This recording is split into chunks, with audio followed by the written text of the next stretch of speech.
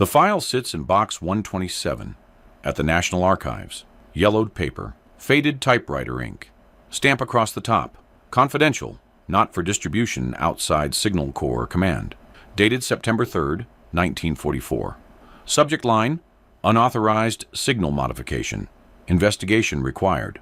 Inside, a single paragraph recommends disciplinary action against Staff Sergeant Raymond Hewitt, 29th Infantry Division Signal Corps, for willful destruction of military property and deviation from established communications protocol without authorization. The file never mentions the 42 men whose lives depended on that deviation. This is the story the Army didn't want told, not because it was classified, not because it revealed tactical secrets, but because it exposed something more uncomfortable, that a working-class coal miner from Scranton, Pennsylvania, understood signal propagation better than the officers who designed the system, and that his ash trail signal, dismissed as primitive, unreliable, and tactically unsound by engineering command, became the only reason those 42 soldiers made it out of occupied France. Classified document excerpt. Number 1. Signal Corps. Training Manual, SC-11, March 1943. Radio operators will maintain equipment in pristine condition at all times. Antenna assemblies must remain unobstructed. Any modification to issued equipment constitutes destruction of military property and subjects the operator to court-martial under Article 108. The manual said nothing about what to do when pristine equipment stopped working. When dense French forest canopy turned radio waves into useless scatter. When 42 men needed extraction and had no way to tell anyone where they were. The manual assumed perfect conditions. Raymond Hewitt worked in reality. Witness testimony. Captain Howard Mills, 29th Infantry Division interview, conducted May 1983, Veterans History Project. Hewitt? Yeah, I remember him. Quiet guy, kept to himself mostly, but you'd see him up at night, fiddling with that radio set. Always adjusting something, always testing. The other men thought he was obsessive. I thought he was crazy. Turns out, he was the smartest man in the unit. Raymond Hewitt arrived in Normandy 3 weeks after D-Day. Age 26, 5'9". Thin frame from years working underground in anthracite mines. Hands permanently stained black from coal dust that soap couldn't reach. He'd operated communications equipment for mine rescue teams back home. The kind of work where if your signal didn't reach the surface, men died in the dark. The Army made him a radio operator because he knew Morse code. They didn't ask if he understood how radio waves actually moved through solid matter. They didn't care that he'd spent 8 years figuring out how to punch signals through hundreds of feet of rock and earth. They just needed someone who could tap out messages. According to his service record, Hewitt was adequate but unmotivated. His commanding officer noted, follows orders, maintains equipment, shows no initiative. The officer meant it as criticism. He didn't understand that Hewitt was learning, watching, calculating. Every time a signal failed to reach battalion headquarters, every time atmospheric conditions disrupted transmission, every time tree cover absorbed their broadcasts, Hewitt made notes in a small leather journal. Signal strength, time of day, weather conditions, antenna height, distance to receiver. He was building a database the Army didn't know it needed. Declassified after-action report, 29th Infantry Division, August 1944. Radio communication in the Normandy hedgerow country proves significantly more challenging than anticipated. Dense vegetation and irregular terrain create dead zones where standard field radios cannot maintain contact with command posts. Units operating more than 2,000 yards from receivers experience 60 to 70% signal failure rate. Recommend immediate equipment upgrade or revised tactical doctrine. The hedgerows of Normandy weren't like anything American forces had trained for. Ancient earthen walls, 10 feet high, crowned with centuries-old trees and dense brush. Every field a fortress.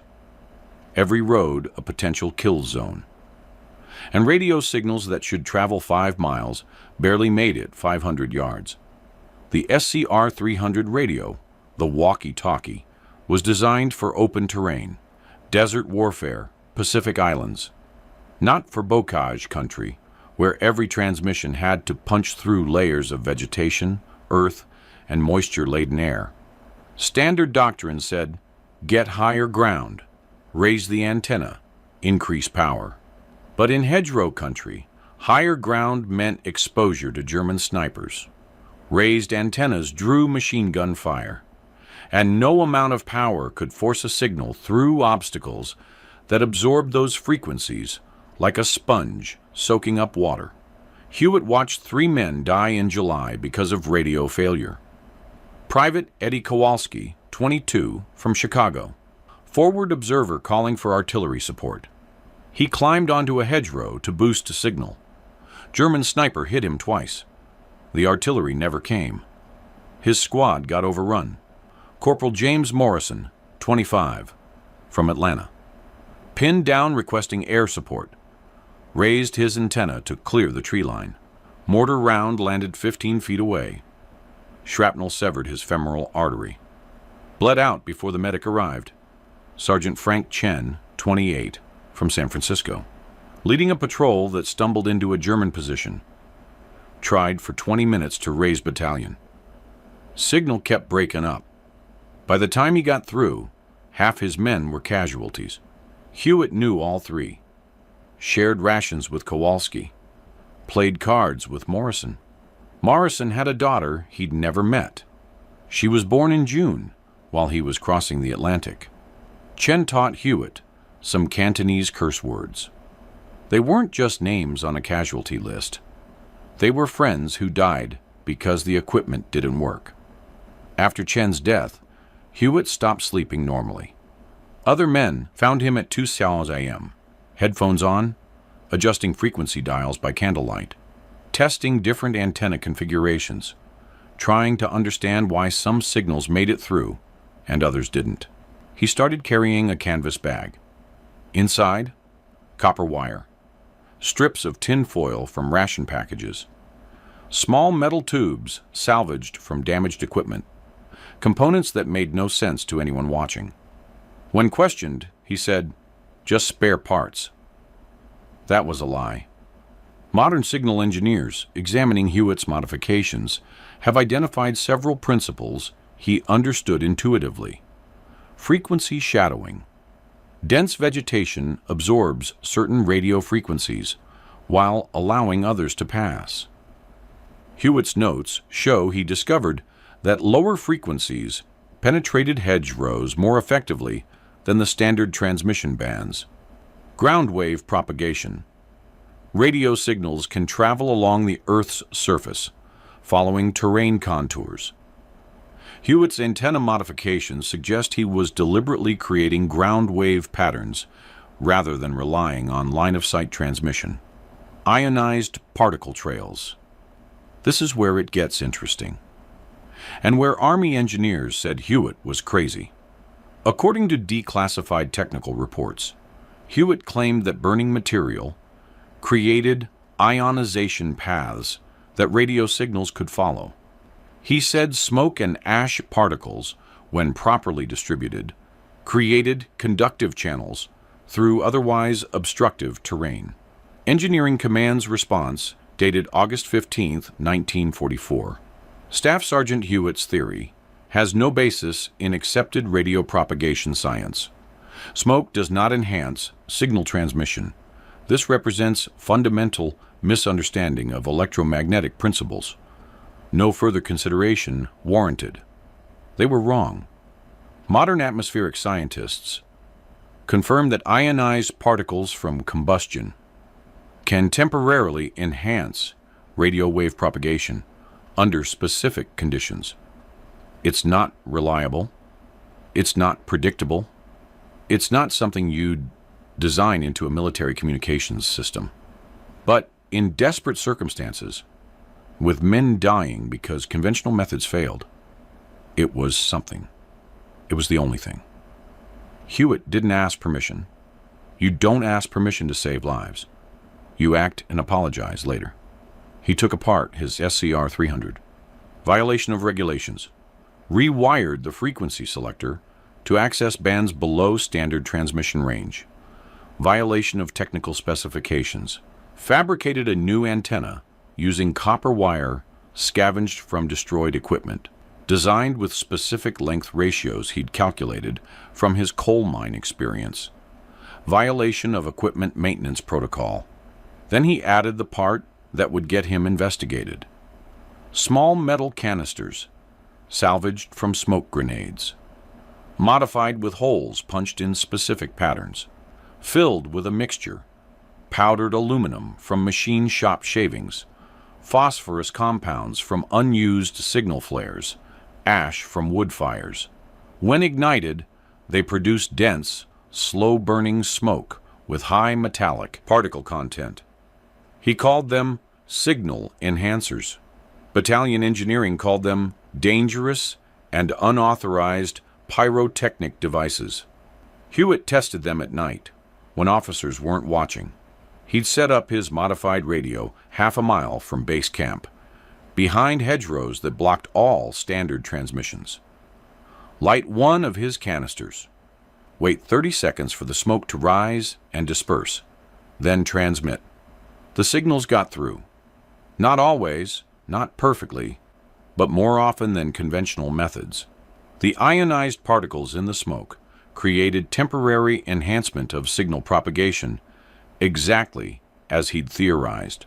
The metallic content provided microscopic reflective surfaces that bounced radio waves around obstacles. The smoke itself marked the transmission path, creating a visual indicator of where the signal was traveling.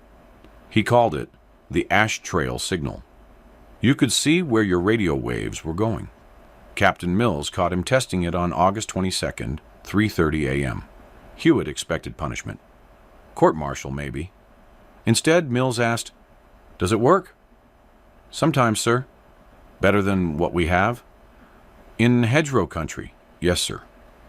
Mills thought for 10 seconds. "Keep testing. Don't tell anyone I know." That conversation saved 42 lives. Classified document excerpt Whereau. 29th Infantry Division Movement Order, August 28, 1944. 2nd Battalion will advance south toward Vire. Objective: secure crossroads designated Maple. Intelligence reports minimal enemy presence. Expected light resistance.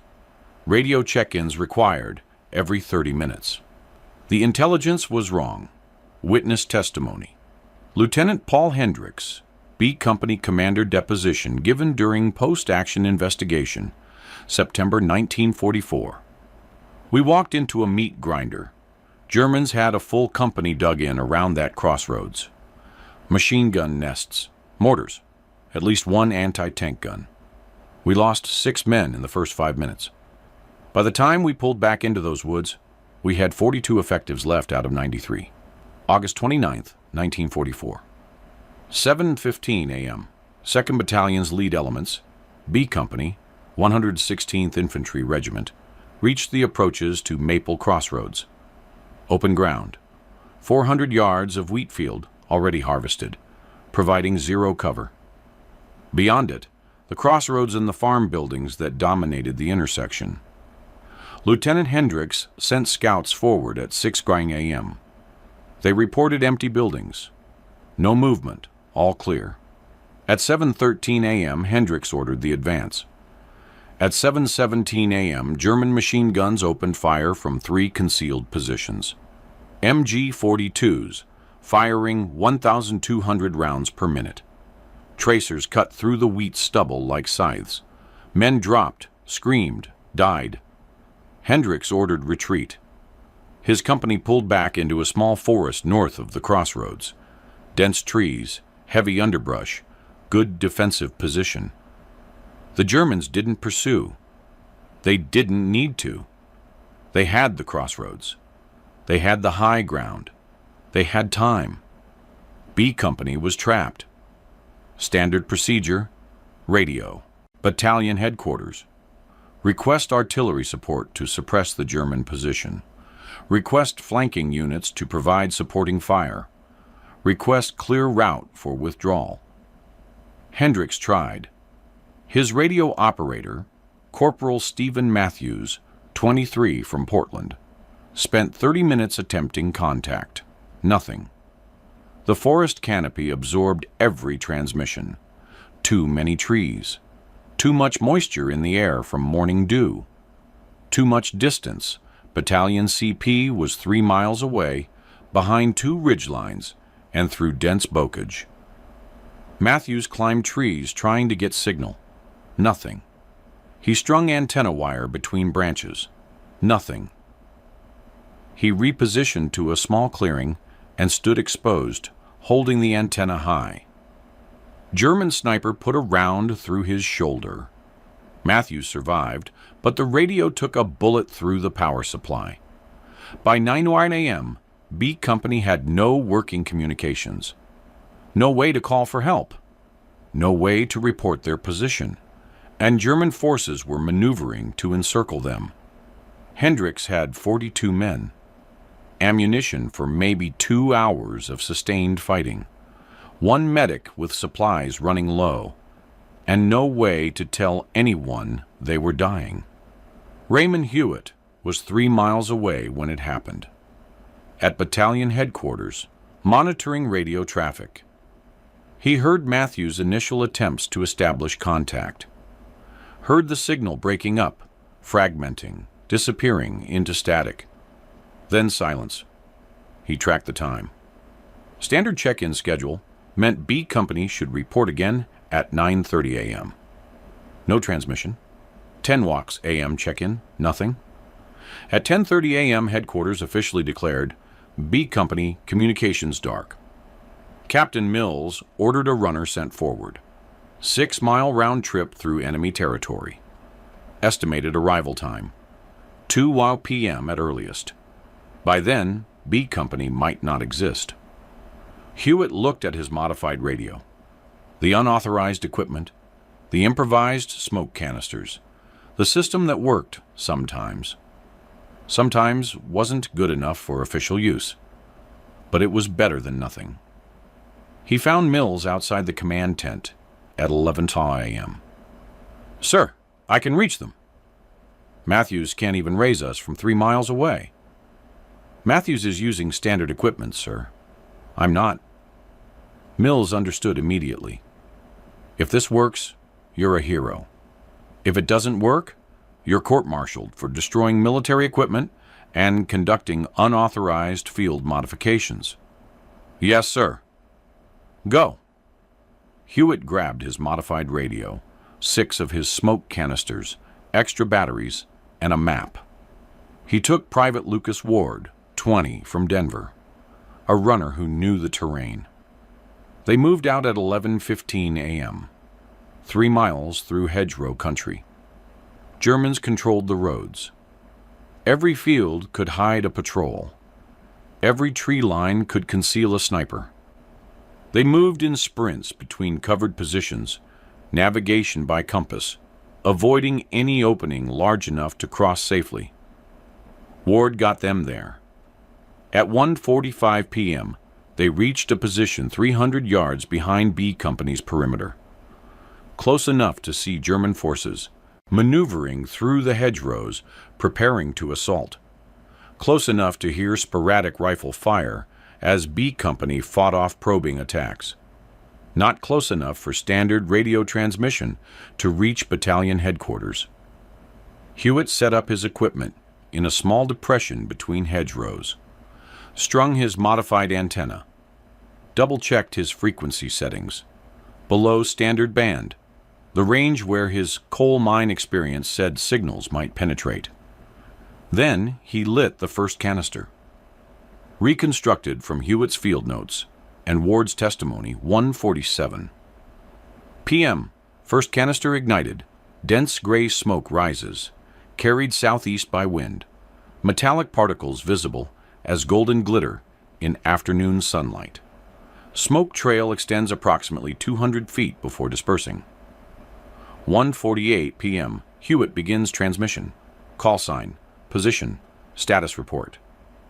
He watches the smoke, noting how it moves, how it spreads, how it creates that temporary ionization path his theory predicted. 1:49 p.m. Response from battalion. Weak signal, heavy static, but readable. Confirm position. Report B Company status. It worked.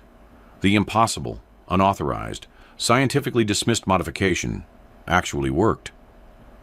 But Hewitt needed more than occasional contact. He needed sustained communication to coordinate B Company's extraction. He needed the signal to stay strong while he relayed tactical information, enemy positions, support requirements.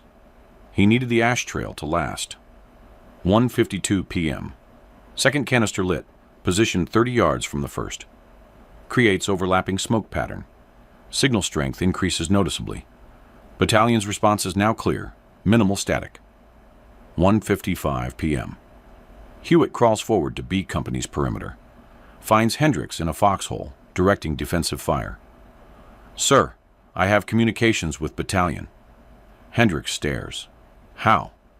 I'd rather not explain, sir. What do you need? For the next 40 minutes, Hewitt became the voice of B Company. He relayed their position coordinates, cross-referenced with map landmarks, because GPS didn't exist, and precision mattered when artillery was involved. He reported enemy strength, estimated company size element, multiple machine gun positions, probable mortar section, forces maneuvering for encirclement from east and south. He requested fire support, specific targets, specific priorities. The machine gun nest at the northeast corner of the crossroads ranged 450 yards, bearing 180 degrees from B Company position. The mortar section in the farm buildings, approximately 600 yards.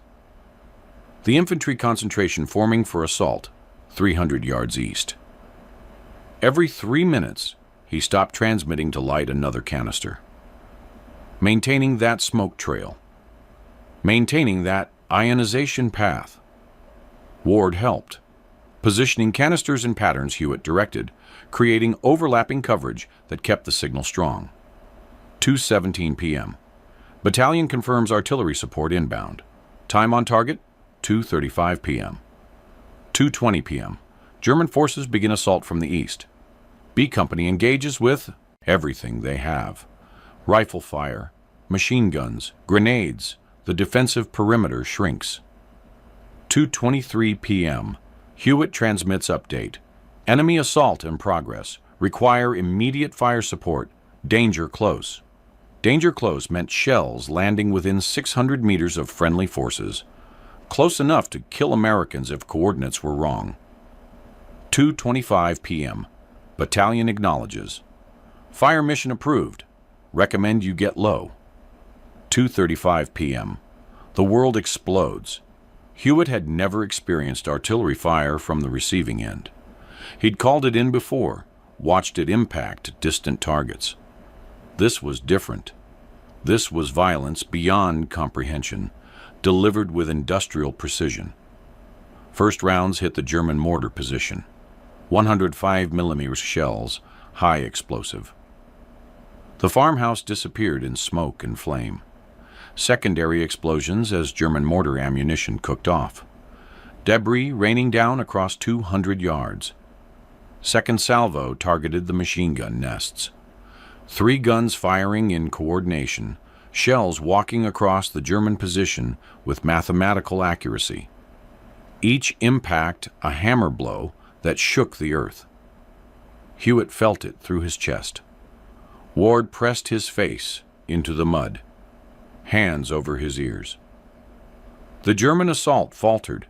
Men who'd been advancing toward B Company's perimeter, suddenly diving for cover, scrambling away from the killing zone. Some didn't make it. Artillery doesn't discriminate. It just destroys everything in the target area. 2:38 p.m. Hewitt transmitted corrections. Shift fire east, 100 yards. Enemy infantry concentration. 2:39 p.m. Battalion acknowledged. Shifting fire. 2:40 p.m. More shells. These landed in the hedgerows east of B Company, where German infantry had been massing. Tree branches exploded into splinters. Earth fountained skyward. Men screamed. The assault broke. German forces pulled back, dragging wounded, abandoning equipment. The crossroads was still theirs, but they'd lost their chance to overrun B Company's position. 2:43 p.m. Ceasefire order. Sudden silence, more shocking than the noise. Ears ringing. Smell of cordite and burning vegetation. Smoke everywhere, not just from Hewitt's canisters now, but from impact craters and fires burning in shattered buildings. 2:45 p.m. Battalion transmitted. B Company extract to Rally Point Willow. Covering fire will be maintained. Route is clear. Hendricks organized withdrawal immediately. Wounded first, carried by pairs of soldiers. Then equipment. What they could salvage, what they couldn't afford to leave for German forces. Machine guns, ammunition, medical supplies. Hewitt stayed on the radio, maintaining contact, transmitting updates as B Company moved. He lit his last 2 canisters, stretching the smoke trail to cover their withdrawal route. Ward marked their path with strips of cloth tied to branches, navigation aids for the men at the rear of the column. 3:20 p.m. Last man cleared B Company's position. 42 soldiers, all alive. 17 wounded but mobile. 0 killed during the extraction. 3:30 p.m. B Company reached Rally Point Willow. Met friendly forces. Secured position. Official contact re-established with battalion headquarters using standard radio equipment. 3:35 p.m. Hewitt shut down his modified radio. Collected his smoke canisters, the empty ones. Evidence of unauthorized field modification. He considered burying them, hiding them, claiming he'd used standard equipment. Ward said, "You saved all of them. We'll see what command thinks about that." Classified document excerpt number 3. Incident report. Filed by Captain Mills, August 30th, 1944. Staff Sergeant Hewitt utilized unauthorized equipment modifications to establish communications with B Company after conventional methods failed. While his actions technically violated multiple regulations regarding equipment maintenance and field modification protocols, the outcome was successful extraction of 42 personnel who would otherwise have been lost. Recommend official inquiry, but suspended punishment pending investigation. The investigation took 3 days. Signal Corps engineers examined Hewitt's modified radio, tested his smoke canisters, read his notes on frequency selection and antenna design. Their report used words like unorthodox, technically unsound, and not suitable for standard implementation. But they couldn't argue with results. B Company was alive because of equipment those engineers had called impossible. The engineers' recommendation, Staff Sergeant Hewitt demonstrated initiative and technical knowledge that, while applied outside proper channels, achieved mission success. Modification techniques should be studied for potential official adoption. Recommend reprimand for unauthorized equipment modification. Commendation for successful field improvisation. Translation: we don't like how he did it, but we can't punish him for saving 42 lives. Hewitt received official reprimand on September 3rd. Formal notation in his service record about unauthorized modifications, warning that future violations would result in court-martial. He also received Bronze Star for valor, presented quietly, without ceremony, because the Army didn't want attention drawn to the fact that an enlisted man's unauthorized invention worked better than official equipment. The citation read, for heroic achievement in connection with military operations against the enemy. It didn't mention the ash trail signal, didn't mention the modified radio, didn't explain what heroic achievement meant. The 42 men of B Company knew. Word spread the way it always does in military units, quietly, soldier to soldier, before officers hear about it. Within a week, radio operators across the 29th Division knew about Hewitt's modification. Within 2 weeks, operators were approaching him for advice. Can you show me how to rewire for lower frequencies? What's the antenna configuration you used? How do you make those smoke canisters? Hewitt showed them. Not officially, not through proper channels. In the evenings, behind equipment tents, where engineers and officers wouldn't notice. He sketched diagrams in the dirt, explained the physics using terms coal miners would understand. Signal propagation as flowing like water through rock, finding paths of least resistance. He didn't have enough materials to make canisters for everyone, but he taught them the principle. Create ionization paths through obstacles. Use anything that burns with metallic content. Signal flares, thermite residue, even concentrated wood smoke, if nothing else was available. Not perfect, but better than nothing in hedgerow country. By mid-September, radio operators in 3 divisions were using modified equipment, not officially sanctioned, not officially acknowledged, just working in the field where it mattered. September 14th. Radio operator in the 30th Division used Hewitt's frequency modification to reach battalion headquarters during a German counterattack. Coordinated artillery that broke the assault. 18 men saved. September 22nd, Signal Corps team in the 2nd Armored Division used improvised smoke signals to establish communications across terrain that blocked standard transmissions. Enabled coordination of tank movements that prevented encirclement. Unit-level success, no official recognition. October 3rd, during fighting in Germany, radio operator used Hewitt's ash trail principle to guide aircraft to surrounded infantry position. Successful air supply drop, 0 casualties. Operator received commendation. Citation didn't mention how he established communications. The pattern repeated. Small successes, local innovations, solutions that saved lives, but didn't appear in official reports because they violated regulations. Signal Corps Command knew. They had to know. Equipment was being modified across multiple divisions, but they never issued official guidance. Never court-martialed anyone for unauthorized modifications. Never formally adopted the technique. Official silence, unofficial acceptance. The ash trail signal existed in that gray zone where military necessity met institutional resistance. Commanders wanted their men to survive. Engineers wanted proper procedures followed. The troops just wanted equipment that worked. Hewitt's solution worked. That was enough for the men using it. Not enough for official doctrine. Captured German intelligence report, October 1944. Translated from original German.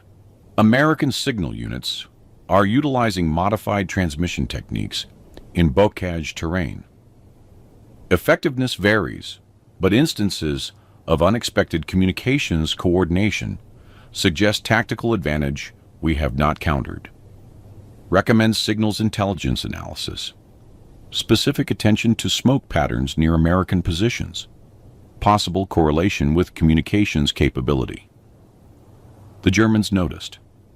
They didn't understand the mechanism. They saw the smoke. They noted the improved American coordination in terrain. That should have disrupted radio communications. They marked it as tactical concern.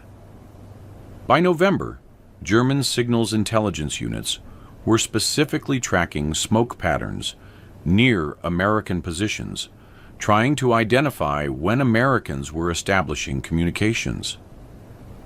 They never figured out the ionization principle. They just knew smoke sometimes meant Americans were coordinating something. That awareness changed German tactical behavior in small ways. More aggressive disruption of American positions using smoke. More frequent radio jamming attempts. More careful positioning of forces to prevent American units from establishing signal-enhancing positions. The Germans were reacting to Hewitt's innovation without understanding it. That's validation of a different kind, when your enemy changes tactics because of something you did. Raymond Hewitt was discharged in December 1945, returned to Scranton on a cold morning 2 days before Christmas. His mother met him at the train station. His father was working underground, third shift, couldn't get away. Hewitt went back to the mines in January 1946. Same job he'd left. Same communications equipment, older now, more worn but familiar. He operated rescue communications for another 32 years until retirement. He never told his family about France, never mentioned B Company, never explained the bronze star that sat in a drawer, still in its presentation box. His wife asked once. He said, "Radio work, nothing special." In 1983, the Veterans History Project found him. By then he was 73, living in the same house he'd bought in 1948.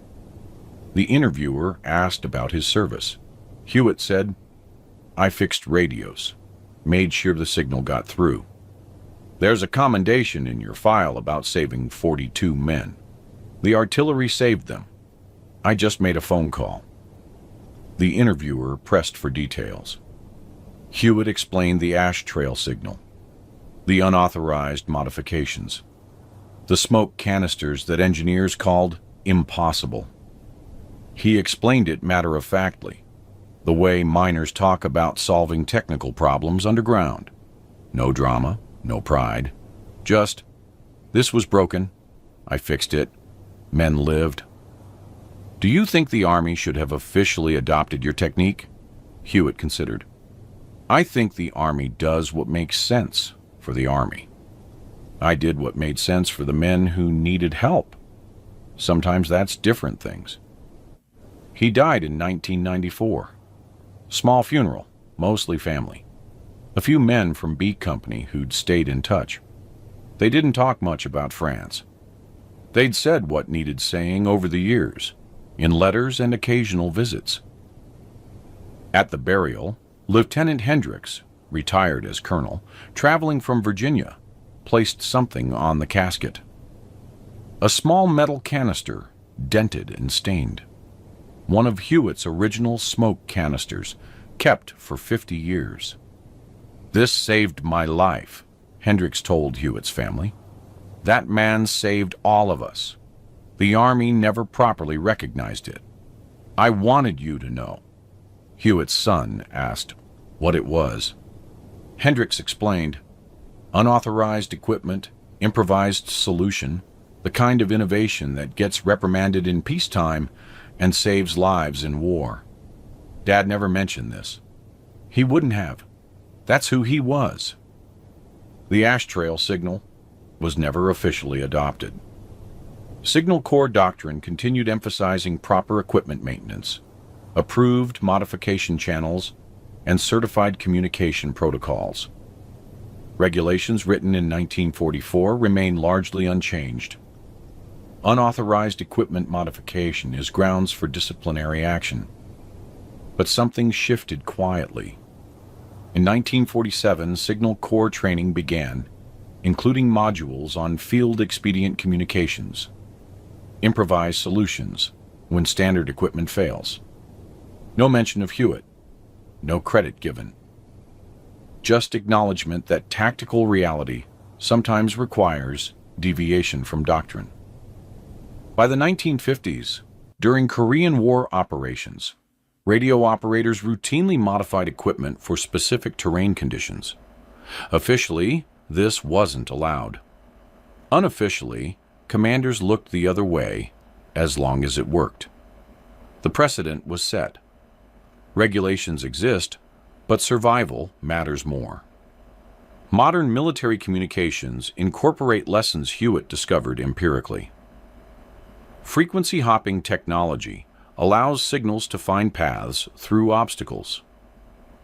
Ionospheric propagation techniques use naturally ionized atmospheric layers to bounce signals beyond line of sight. Metallic particle dispersion for communications enhancement is an active area of research. None of the official documentation cites a coal miner from Scranton who figured it out with salvaged materials and copper wire. In 2003, the Army Signal Corps conducted historical review of communications innovations during World War II. Hewitt's modification received single paragraph. Unauthorized frequency modification by enlisted personnel showed temporary effectiveness in specific terrain, not adopted for general use. Individual commended for initiative. 42 men lived because of that temporary effectiveness. That's not mentioned in the historical review. Military organizations require standardization. Training needs consistency. Equipment needs reliability. Regulations exist for legitimate reasons, preventing dangerous improvisations, maintaining quality control, ensuring interoperability between units. But wars aren't fought in standardized conditions. Terrain varies. Enemy tactics evolve. Equipment fails in unexpected ways. And sometimes the choice is follow regulations and watch men die, or violate regulations and give them a chance. Hewitt chose the chance. He didn't ask permission because permission would have been denied. He didn't wait for official approval because approval would have come too late. He saw a problem, understood a solution, and implemented it, despite knowing he might face court-martial. That's the uncomfortable truth military institutions struggle with. Sometimes the best solutions come from people who break the rules. Sometimes innovation requires violating doctrine. Sometimes saving lives means risking punishment. The Army rewarded Hewitt and reprimanded him simultaneously. Bronze Star for valor, official reprimand for unauthorized modification. The contradiction is revealing. He was right to do it, but wrong to do it that way. He saved lives, but violated procedures. Both things are true. Modern military doctrine tries to balance this tension. Commander's intent gives subordinates flexibility to achieve objectives through creative means. Mission-type orders encourage initiative within broad guidelines. The goal is enabling Hewitt-style innovation without requiring Hewitt-style rule-breaking. But the tension remains. Regulations provide safety. Innovation requires risk. Standardization enables coordination. Improvisation solves unexpected problems.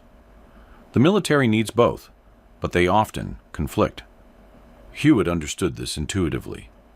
He didn't challenge the regulations philosophically. He just recognized that in specific circumstances, those regulations would get men killed. So he worked around them, accepted the consequences, and lived with the contradiction. That's not heroism in the traditional sense, charging machine gun nests, leading desperate assaults, sacrificing yourself for others. That's heroism of a quieter kind, seeing what needs to be done, understanding you might be punished for doing it, and doing it anyway because the alternative is unacceptable. 42 men lived because Raymond Hewitt understood that principle. They raised families, built careers, lived full lives. Their children and grandchildren exist. Because a coal miner from Scranton was willing to risk court-martial to make a phone call through smoke. That's the legacy. Not official recognition, not historical documentation, not Signal Corps doctrine changes. Just people who exist because someone broke the rules at the right time for the right reasons. We're not fighting in hedgerow country anymore. Radio technology has evolved beyond anything Hewitt would recognize. Modern military communications use satellites, encrypted digital networks, frequency-hopping transceivers that would seem like science fiction to 1944 operators. But the fundamental problem remains. What do you do when standard solutions fail? When doctrine doesn't cover the situation you're facing? When regulations prevent the action that would save lives? The answer hasn't changed. You do what Hewitt did. You understand the principles underlying your tools. You recognize when circumstances require deviation from standard procedures. You make the hard choice to act outside authorization because the alternative is watching people die. That applies beyond military contexts. Emergency responders improvising solutions. Medical personnel adapting protocols during crisis. Engineers creating workarounds when systems fail. Anyone facing situations where standard procedures are insufficient and lives depend on creative thinking. Hewitt's legacy isn't the ash trail signal specifically. It's the principle. Understand your tools well enough to modify them when necessary. Have the courage to implement unauthorized solutions when authorized options won't work. Accept that you might be punished for doing the right thing. Most importantly, don't wait for permission to save lives. Permission comes from bureaucracies, which move slower than crises. By the time official approval arrives, the people who needed help are already dead. That's uncomfortable truth for institutions built on hierarchy and regulations. It's essential truth for individuals operating in crisis conditions. Hewitt lived that truth. 42 men survived because he did. Raymond Hewitt's story isn't in the standard histories, not in the official Army accounts of World War II communications, not in Signal Corps documentation, not in the museum displays about military innovation. It exists in boxes at the National Archives, in a few paragraphs in unit histories, in the memories of men who are almost all gone now, who knew that a coal miner's unauthorized modification gave them a chance to come home. This story matters because it challenges comfortable narratives about innovation and authority. We prefer stories where brilliant solutions get immediate recognition, where institutions reward creative thinking, where doing the right thing leads to promotion and medals. Hewitt's story is messier. He was right, but still got reprimanded. He saved lives, but violated regulations. He showed initiative, but got labeled unmotivated in his service record. He created something genuinely innovative, but the Army never officially adopted it. That's real history. That's how innovation actually happens in large organizations. Not through approved channels and official programs. Through individuals who see problems, devise solutions, implement them despite institutional resistance, and accept whatever consequences follow. If you're facing a situation where standard solutions aren't working, and lives or missions depend on success, remember Hewitt. Understand your tools well enough to modify them. Have the courage to act outside authorization when necessary. Accept that doing the right thing might not be rewarded the way you expect. And if you're in a position of authority, commanding troops, running organizations, establishing policies.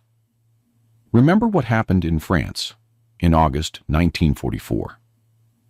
Remember that an enlisted man with unauthorized equipment accomplished what official doctrine said was impossible. Remember that institutional resistance to unauthorized innovation almost cost 42 lives. Create space for Hewitts to exist in your organization.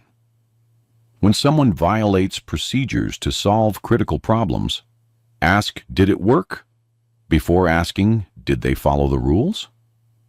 Reward initiative, even when it means accepting uncomfortable precedents. The ash trail signal saved 42 men. How many other innovations died? Because institutions prioritized regulations over results? How many other Hewitts gave up? Because the cost of violation seemed too high? How many lives weren't saved because someone followed the rules instead of following the need? We'll never know. But we know this. When Raymond Hewitt chose to light those smoke canisters and transmit on unauthorized frequencies, 42 men got to come home. That's what matters. That's what history should remember. Sometimes the most important innovations come from the people least likely to receive credit. Sometimes saving lives requires breaking rules. Sometimes the choice is follow regulations and watch people die, or violate regulations and give them a chance to live. Hewitt made that choice. 42 men lived because he did. That's the story the Army didn't want told. That's the legacy that deserves remembering. Share this story. Remember Raymond Hewitt. Honor the principle he represented. When standard solutions fail and lives are at stake, have the courage to improvise, even if it means risking everything you've worked for. That's not just military history. That's human truth. And it matters now as much as it did in August 1944, when a coal miner from Scranton created an ash trail through the smoke and gave 42 men one more day to live.